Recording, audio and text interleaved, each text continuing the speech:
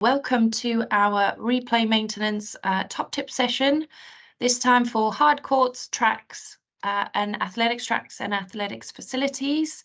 I'm Michelle Thomas. I'm the Group Marketing Manager for the Replay group of companies. Together hosting me will be Tim Brooks, who is the Client Manager from Replay Maintenance. Our session is being recorded today, so if you would not like to be visible on the recording, please turn your cameras off. So I'm going to hand over to Tim, who will talk us through the session today. Good morning, everybody. As Michelle said, my name is Tim Brooks. I'm the Client Manager at Replay Maintenance. We may have spoke via email, over the phone or otherwise. We're just going to go through some different issues that you may have with artificial sports tracks and hard courts at your facility. If you do have any questions, please feel free to raise your hand, pop a question on the chat. Michelle will pick those up for us and we'll pick them up towards the end of the session.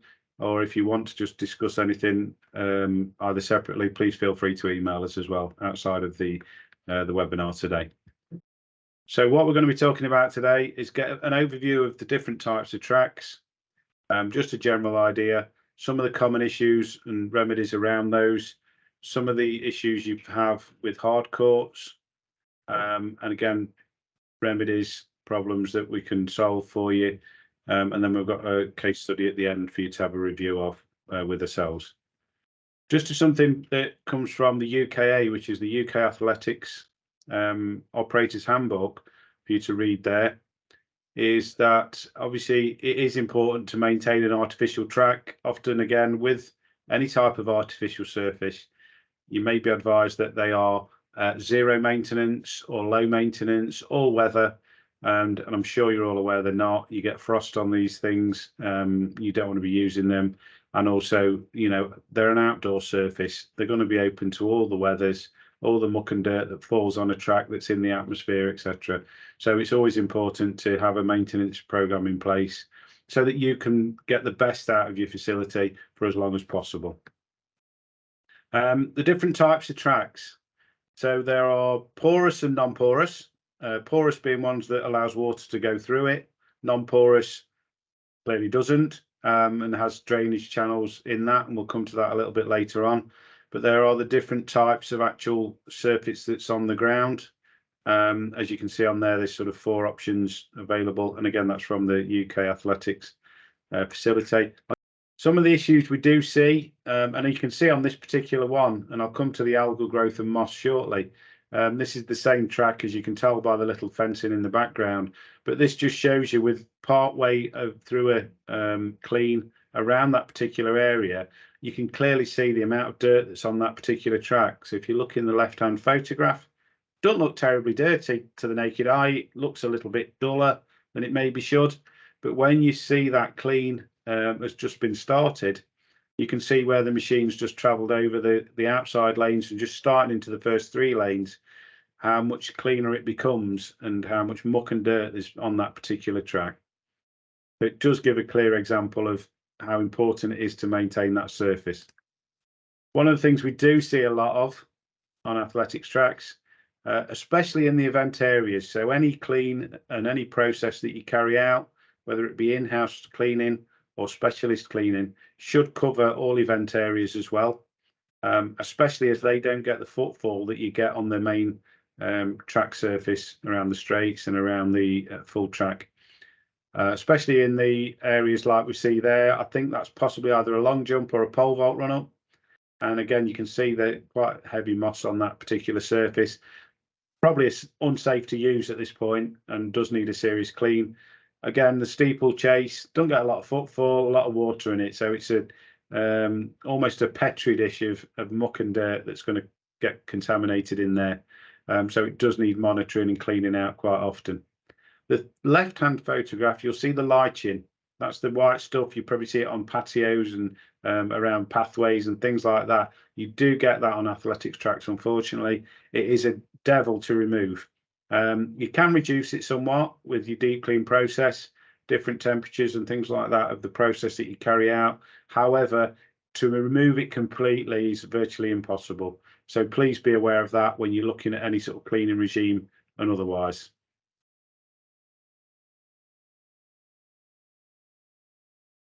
You can get damage to your surface, especially as the surface gets older. So it starts to fret because some of these surfaces, as we alluded to earlier, are built in layers. The top layer can be sprayed on, EPDM, a lower layer of rubber, black crumb. It can separate, can split, as you can see on the right-hand picture where it's starting to delaminate and lift. And sometimes these areas may need cutting out further than the just small repair you can see on there. So you may need to go to a wider area to cover where the surface is bonded to the base. Because if you start sticking it down and the bit that's existing is lifting, you're just going to have a further problem in a very short space of time. So sometimes an area that may be maybe 30 centimeters square that needs a patch can go as much as a meter or even further, because the surface is separating as it starts to get older. So always keep an eye on these areas. They are trip hazards. Obviously, you've got to look after your users and customers accordingly. So it's always those areas need to be monitored. And obviously the footfall, any sort of kit and equipment can cause that damage as well. We often see a javelin that's been mistreated, shall we say, and landed in the track in error and caused a problem. This particular one, and I'll come to the algal growth and moss shortly. This is the same track, as you can tell by the little fencing in the background, but this just shows you with part way through a clean around that particular area, you can clearly see the amount of dirt that's on that particular track. So if you look in the left-hand photograph, doesn't look terribly dirty to the naked eye. It looks a little bit duller than it maybe should, but when you see that clean has just been started, you can see where the machine's just travelled over the outside lanes and just starting into the first 3 lanes, how much cleaner it becomes and how much muck and dirt is on that particular track. It does give a clear example of how important it is to maintain that surface. One of the things we do see a lot of on athletics tracks, especially in the event areas, so any clean and any process that you carry out, whether it be in-house cleaning or specialist cleaning, should cover all event areas as well, especially as they don't get the footfall that you get on the main track surface around the straights and around the full track. Especially in the areas like we see there, I think that's possibly either a long jump or a pole vault run up. And again, you can see the quite heavy moss on that particular surface. Probably unsafe to use at this point and does need a serious clean. Again, the steeplechase don't get a lot of footfall, a lot of water in it, so it's a almost a petri dish of muck and dirt that's going to get contaminated in there. So it does need monitoring and cleaning out quite often. The left-hand photograph, you'll see the lichen. That's the white stuff. You probably see it on patios and around pathways and things like that. You do get that on athletics tracks, unfortunately. It is a devil to remove. You can reduce it somewhat with your deep clean process, different temperatures and things like that of the process that you carry out. However, to remove it completely is virtually impossible. So please be aware of that when you're looking at any sort of cleaning regime and otherwise.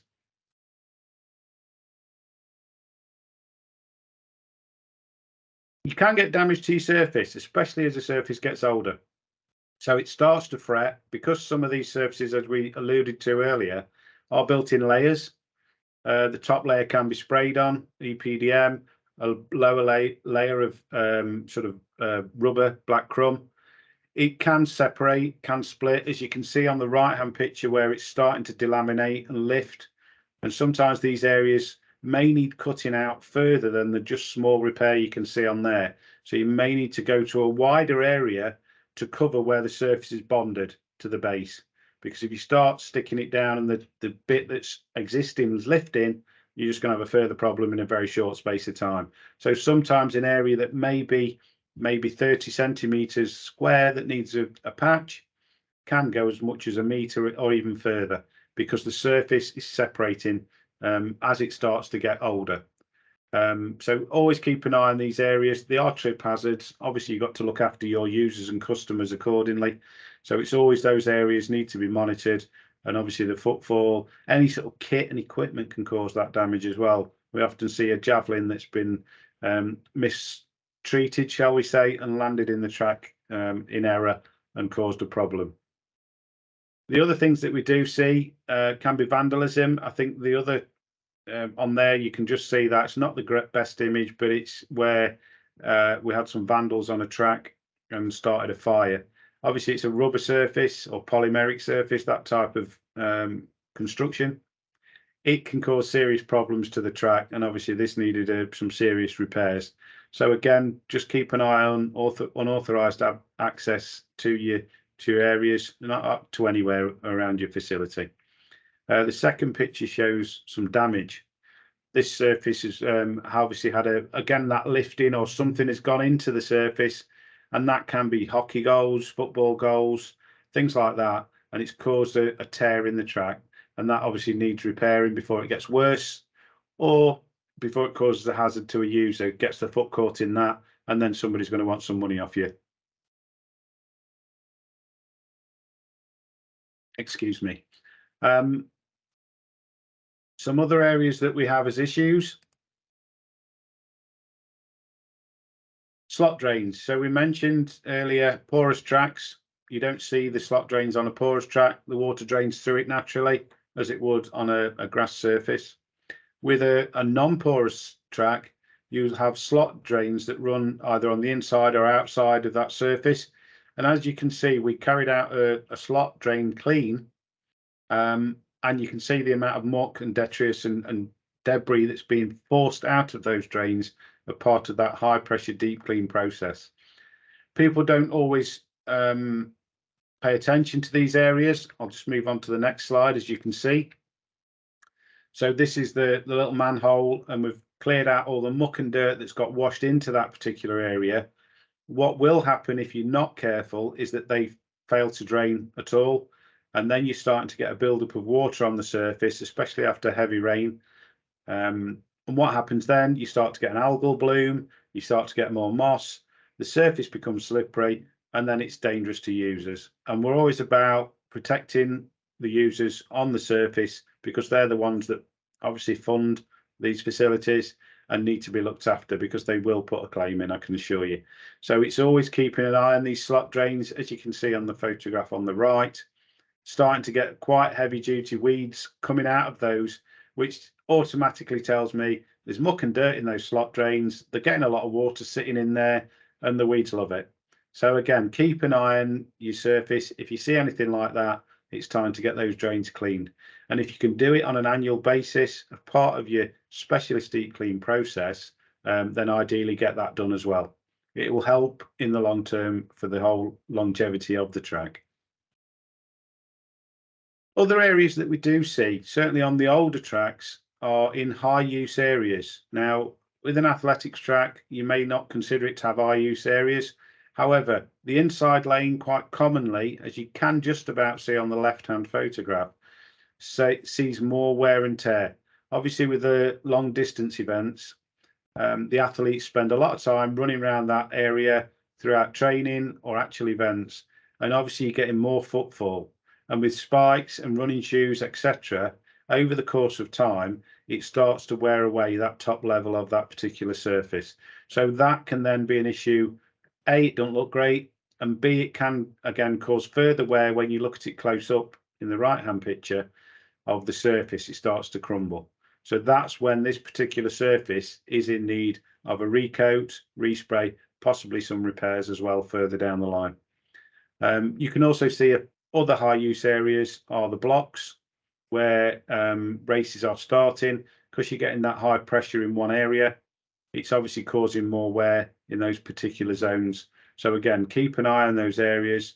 You don't want any sort of, it doesn't look great, and you don't want anybody to sort of have any injuries or the surface to get worse. So it starts to lose the traction for the users.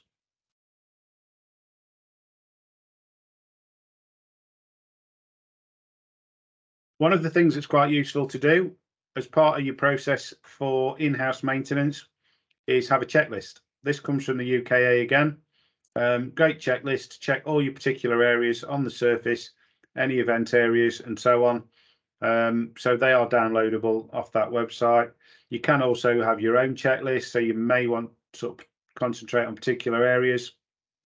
Often measuring areas of wear and delamination of the surface are always quite useful, so you can monitor how badly that's deteriorating. Again, you can always ask Replay for help with any sort of testing and things like that. We can point you in the right direction. So there's the track marks that are needed for certain events on particular tracks to be at a certain level for safety. And again, we can point you in the right direction for that. It's not something we offer ourselves. But again, these checklists are quite useful for your in-house maintenance.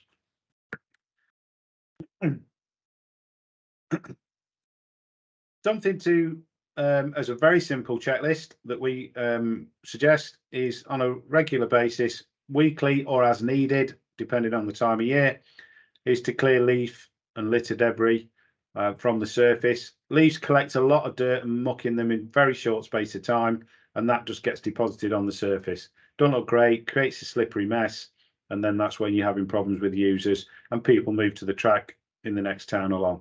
So always keep an eye on that sort of thing. Moss and weed treatment, recommend that on a quarterly basis or again as needed.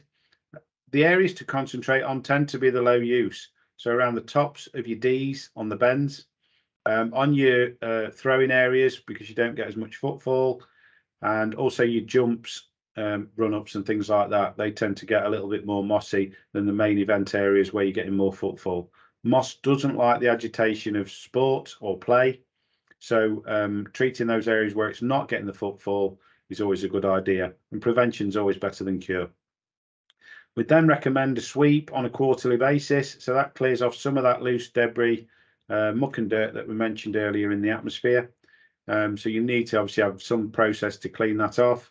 And then a deep clean, which is a wash-based system. So it's water-based to clean that surface on an annual basis. That gets rid of some of the ingrained stuff that's sitting in those pores, etc., especially on a porous track, cleans off the surface, reduces the slippiness that you get when you get a bit of an algal bloom, can be a very slippy area. And then, as I mentioned to you before, the track mark inspection should be carried out on an annual basis, of course.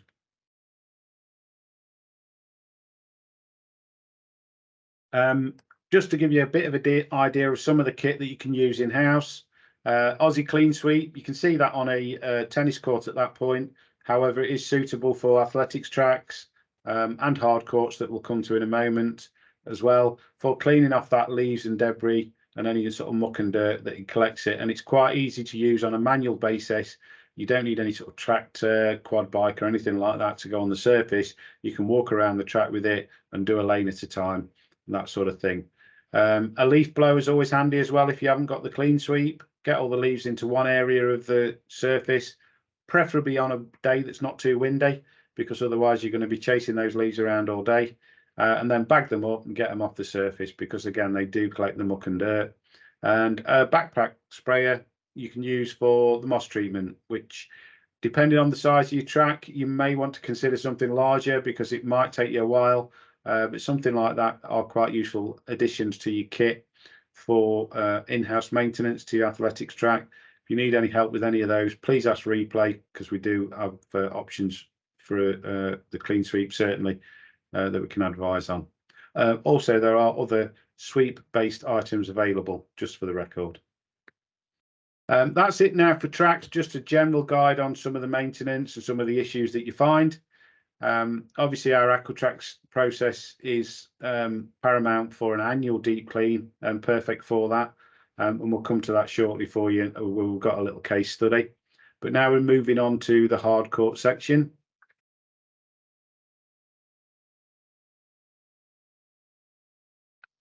Hard courts come in various different shapes and sizes, from a single tennis court to blocks of 12 or more. So I'm going to go through some of the options that you will see on the ground for hard courts. So just please note, this does not include any carpeted based tennis courts. It is all the hard court options that we're referring to today. So there's macadam courts that are acrylic coated, which you can see examples of there. This is at one of our David Lloyd sites that we maintain, where you can see the state of the court prior to the deep clean, and then after the deep clean. A little bit more forgiving. They are quite regularly installed on the David Lloyd sites, and they can actually, there's a lot of indoor courts that they have as well, which also require cleaning, but not quite as much as the outdoor, because obviously they're not open to the elements when they're on an indoor surface. But you'd be surprised how many coffee stains, Coke stains, and other stains we see on these types of courts. Very common type of surface, spray coated macadam. So porous macadam surface that allows water to drain through it. Can get very dirty quite quickly, again, being outdoors. Colour coated with a non-slip type paint, line marked, etc. Often used on multi-use games areas, netball, tennis, basketball as well, for that matter. And we do see a lot of these types of surface. You can see this one, the after's in the wrong place, but anyway, the before picture is decidedly grotty. So we came in and carried out our aquacourt deep clean process and got it up to speed for them because they were unable to use this particular surface. They are, you know, the multi-use games area staple that's often used, and we do see a lot of these. Again, ideal for what we're talking about. Next one is your spray coated macadam. This is an example. Oh, apologies, sorry. Again, you need to spray coat the surface because over a course of time, the surface can start to wear. You lose that traction and you lose that foothold, shall we say, when playing tennis, netball, etc. on these types of surfaces. So this, it doesn't look great. So we've gone in and colour coated this particular surface, added new lines. Now you do need to ensure that any colour coating is done with the right type of product. It needs to have an aggregate in there that helps. It's slip resistant on the lines and also the colour coating. Dependent on the type of sport, netball, basketball, etc., it may be relevant to the type of colour coating that you're using. So whatever the priority of sport is there, you need to be aware of that. So A, it looks a lot better, and B, it improves the user experience, and again, avoids injury for them particular users. Some of the issues we also see, weeds and moss, always on tennis courts. You get a lot of shade often around the perimeter.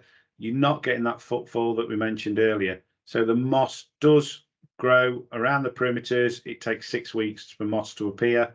And it's one of those perennial things that you're constantly chasing.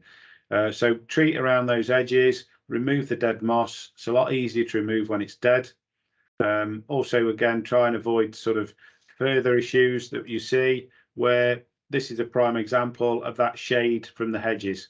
On tennis courts, often windbreaks are attached to the fencing or hedges are in place to help reduce the wind factor on a tennis court. However, the downside of that is it creates more shade. And you can see on this almost perfectly where the moss is growing because of that shade.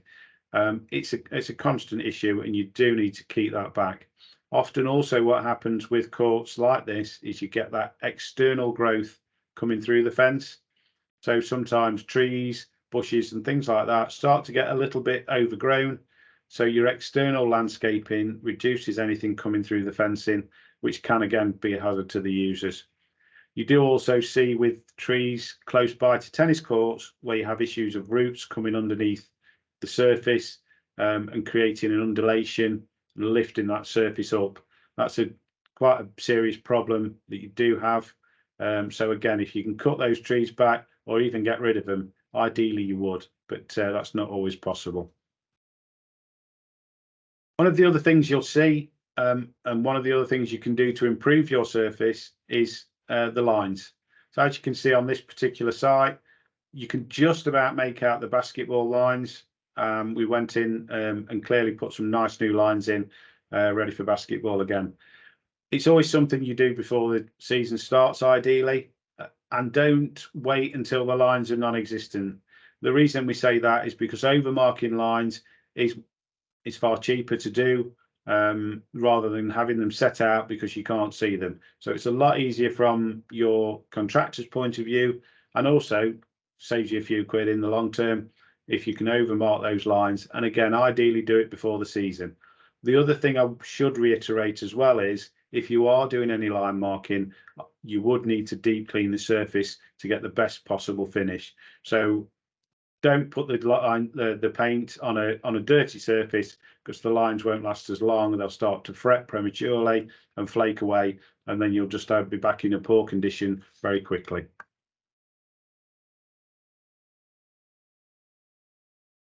Just moving to a case study now.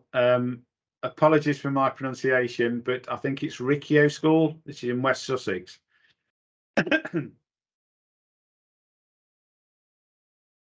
They've got an athletics track there. It's doesn't actually have event areas on it, so it's purely a track, and it's a green athletics track, a rubberized polymeric surface. Asked us to come in and have a look at it. You can see clearly on there was a really bad case of moss. We did also go in and pre-treat it, so that meant spraying the whole surface with a moss treatment to kill off that moss.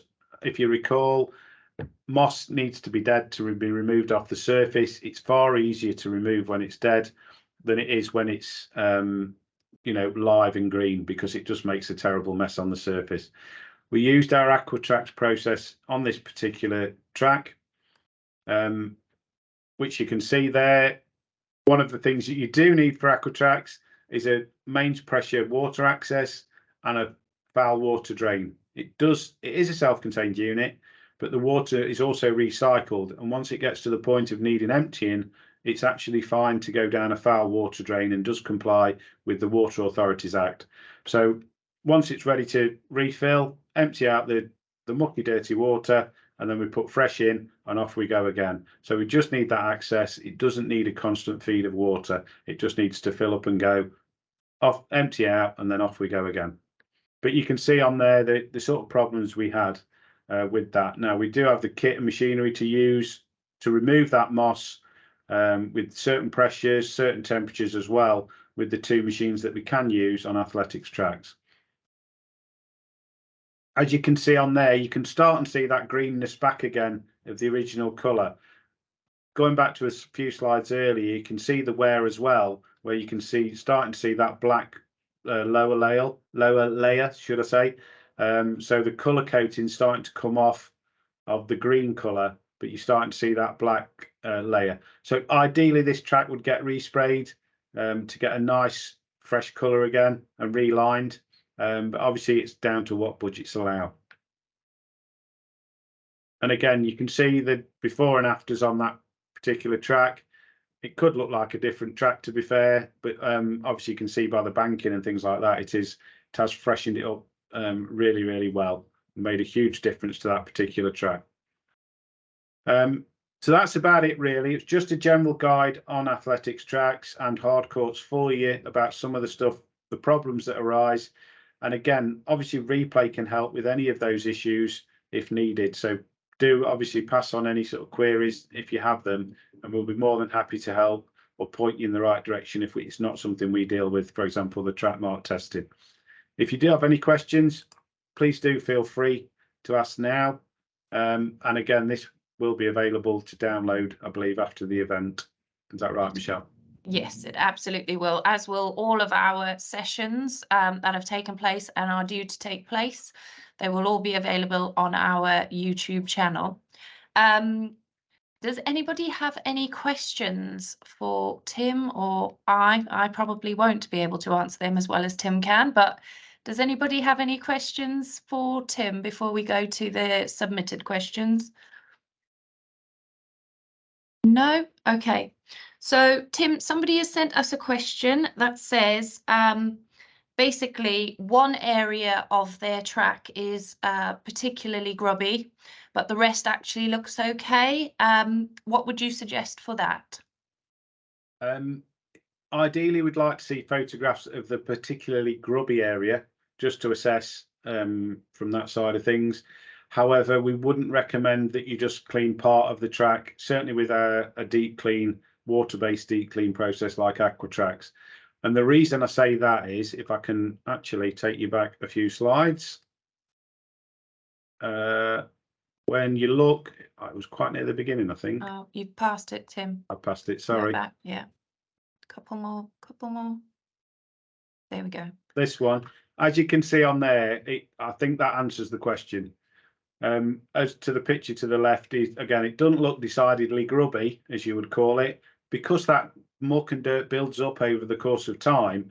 You don't notice it, but when you've gone in with the process, as you can see on the second picture, which is the first pass of a deep clean that we carry out, you can clearly see that if you're just cleaning the grubby area to get it looking like that, every other area is going to look grubby, and it's quite quickly going to potentially deteriorate, and you're not going to have a consistent footfall or a consistent foothold is probably the better word. So we would recommend that the whole track's done, and we wouldn't offer a service where we only do like a part clean, except under specific circumstances that were exceptional. So clean the whole track, because you are going to see a visual difference as well as a user difference underfoot. And I suppose that's something we hear all the time, really, isn't it? Oh, I didn't realize it was as bad as it was. Absolutely. Because actually, when you look at that picture on the left, it doesn't look too bad. But once you start cleaning it and you see it, the picture at the right, it is actually quite dirty, isn't it? Absolutely, and you find that the surface has got a consistent amount of dirt on it, as you can see there, and it's something, like I say, you're not aware that it does deteriorate that badly, and then you start to get a little bit slippy in certain areas, like I mentioned before, maybe in the throwing areas on your Ds or around the top end of the bends and so on, where you still get a little bit of build-up of moss. But you clean those areas up, and then it just makes the rest of it look terrible as well. So yeah, do the whole track or don't bother. Okay, lovely. And another question from schools. Obviously, the macadam-based multi-use games areas can get quite mossy at times.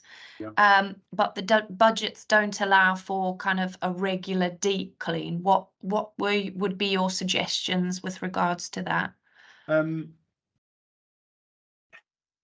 I think it's something that you would have to risk assess in-house. If you're, I appreciate budgets are always an issue, anything like this, and often the purse strings don't always stretch to an annual deep clean. However, you'd need to risk assess that surface, because if you're letting it out to paying customers, or obviously all the users that are on that particular surface, if it's becoming slippery, then you are at risk of somebody getting injured. Then that budget isn't really going to matter, because that lawsuit or court case could cost you, I don't know, £10,000 if somebody's injured themselves, off work, etc., and they define that as negligent potentially. You could end up spending a hell of a lot more than it's going to cost you to clean that particular surface, and you'd be surprised how cheaply these things can be done with the specialist stuff that we use, and how quickly. So yeah, you'd have to assess that in-house. We're not a health and safety company, we can't advise on that. We can give recommendations from 20+ years of experience of these particular surfaces. So if you're unsure and you're getting complaints of slippiness, close the surface and get it cleaned up. And then, you know, obviously if budgets don't allow for that, then you have to deal with that internally, I'm afraid. I can't help with the internal politics on these things. No.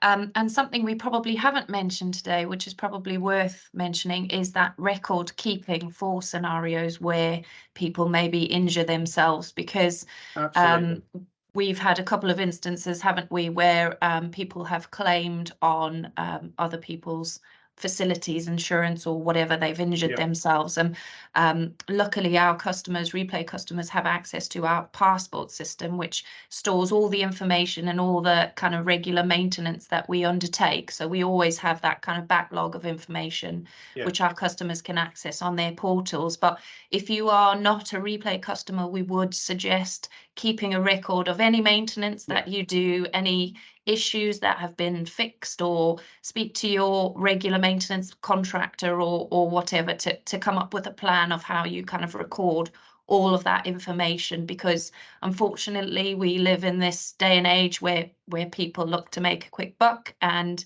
perhaps this is the way that they do it. So just make sure all of your paperwork is in place just to protect yourselves. Absolutely. I think, as like Michelle said, it's 100% right. If you've got a record of maintenance, and this goes for any surface for that matter, then it does cover you to show that you are looking after that particular surface. Accidents do happen, as is always the case, but you don't want that where there's blame, there's a claim culture creeping up on you. So yeah, it's always good to keep a record of it. Existing replay customers will have access to the passport system, where it will show the visits that we've carried out as well, of course. Absolutely. Does anyone have any other questions before we close at all?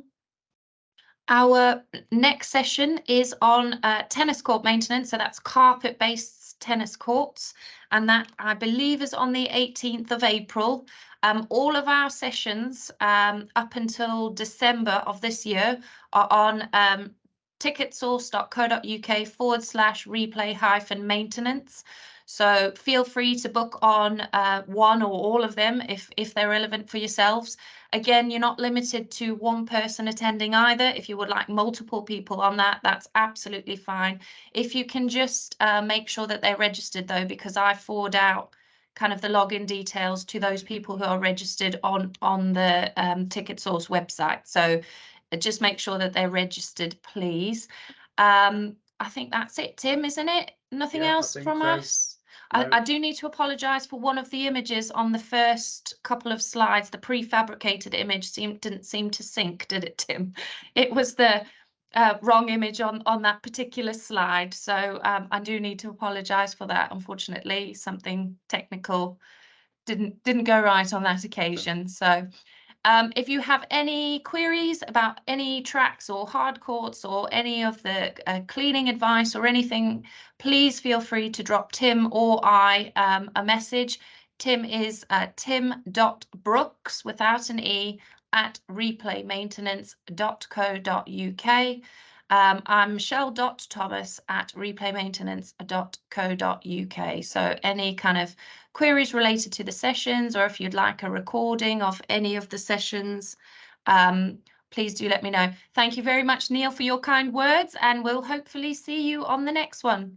Take care. Cheers. Bye-bye. Thank you. Bye-bye.